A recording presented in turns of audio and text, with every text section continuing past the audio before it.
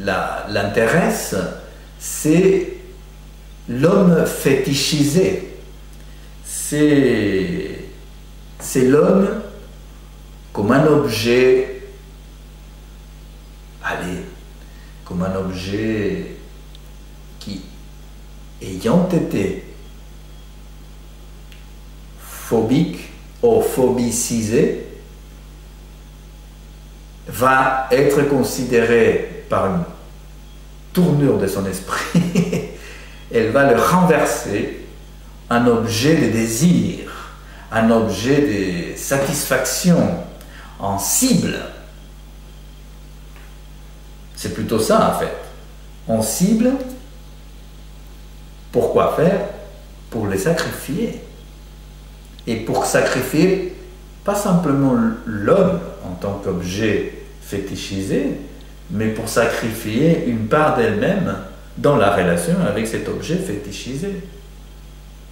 Et une part d'elle va être annulée dans sa relation avec cet objet qu'elle considère comme étant dominant, comme étant... C'est très curieux, n'est-ce pas? Elle ne s'intéresse pas à un homme pour être aimé, même s'il y a le désir. Pour vivre une histoire d'amour saine, même s'il y a le désir, non. Elle va vouloir dominer cet objet, cet autre, soi-disant, dominant. Donc, elle dit par exemple, elle le dit comme ça, sur les pulsions sexuelles qui l'animent. J'ai des pulsions sexuelles que seulement moi-même, peut satisfaire.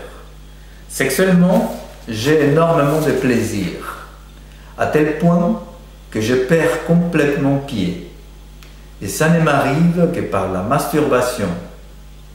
Entendu, masturbation clitoridienne.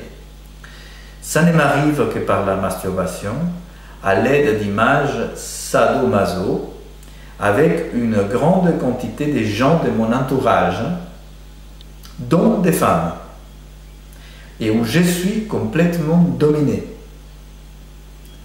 Sinon, je peux avoir du plaisir à la pénétration, mais sans orgasme.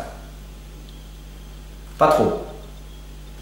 Dans ces conditions, l'orgasme est vécu comme une punition. Voilà, je reprends. Donc, compte tenu de la relation phallus, dans la pénétration, il n'y a pas tellement de plaisir.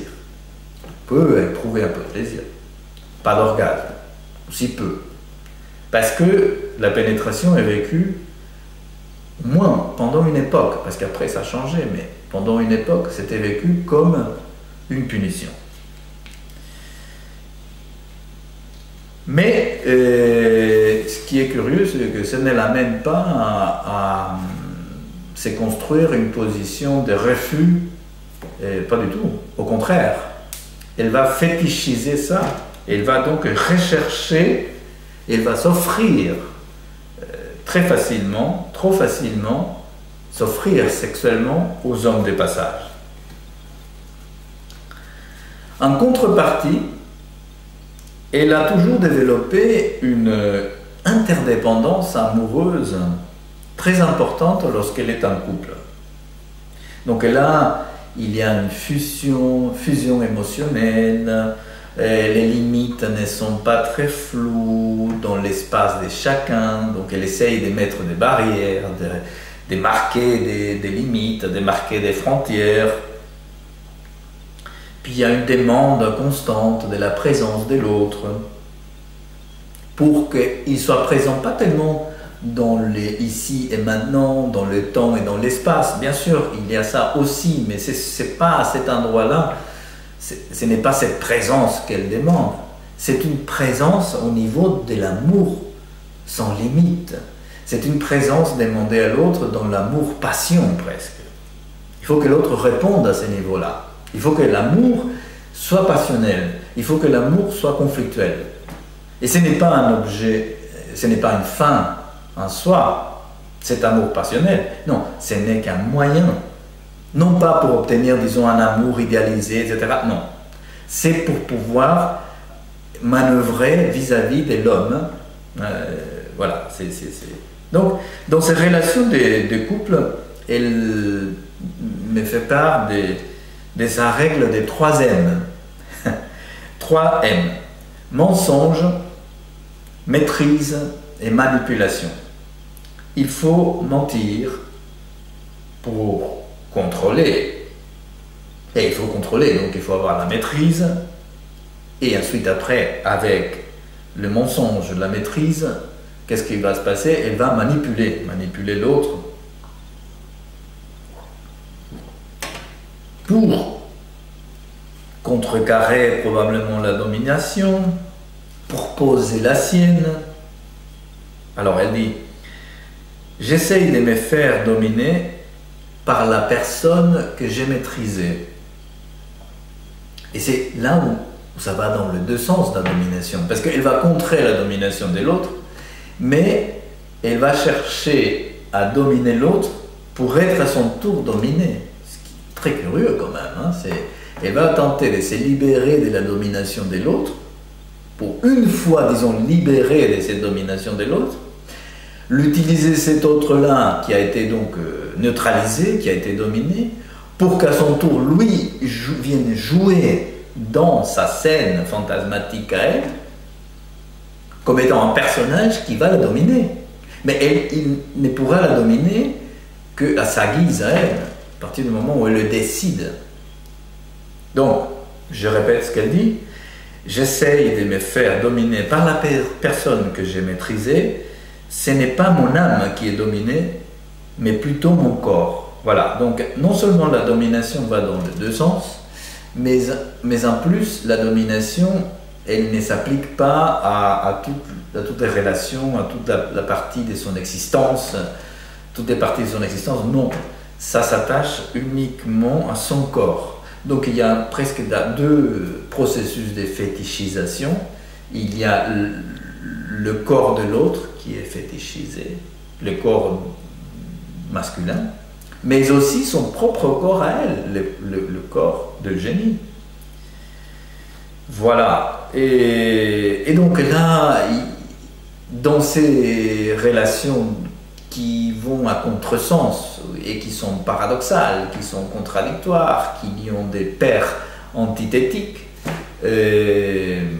où il s'agit de fuir ou parfois de faire fuir l'autre, avoir cette tendance inconsciente à faire fuir l'autre tout en voulant le conserver, et puis parfois en le conservant en voulant fuir l'autre, et ainsi de suite. Bon, il y a donc une construction progressive d'une cyclotimie affective, n'est-ce pas, où il y a quelques petites tendances à la mythomanie, à l'amour du secret, à la manipulation par les mensonges, etc. Alors qu'évidemment, elle aime la vérité. Mais donc, Eugénie, bien sûr, elle aime la vérité, elle cherche, elle est sincère, elle est spontanée, elle est honnête. Donc, tout ça, c'est pas en question. Ces qualités humaines ne sont pas en question. Simplement qu'elle s'est construit, Eugénie s'est construit une narrative antérieure mensongère, où elle va jouer un personnage héroïque.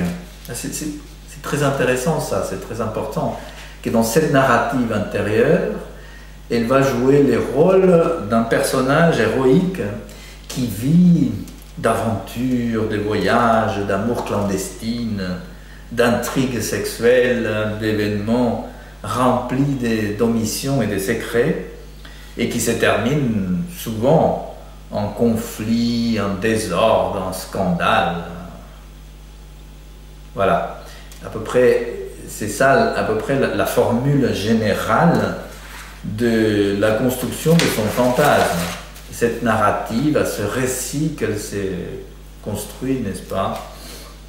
Alors elle nous dit, et pour ça, comment elle va arriver à ça, elle dit, j'ai énormément lu depuis toute petite, et ça m'a influencé pour la destruction de l'autre.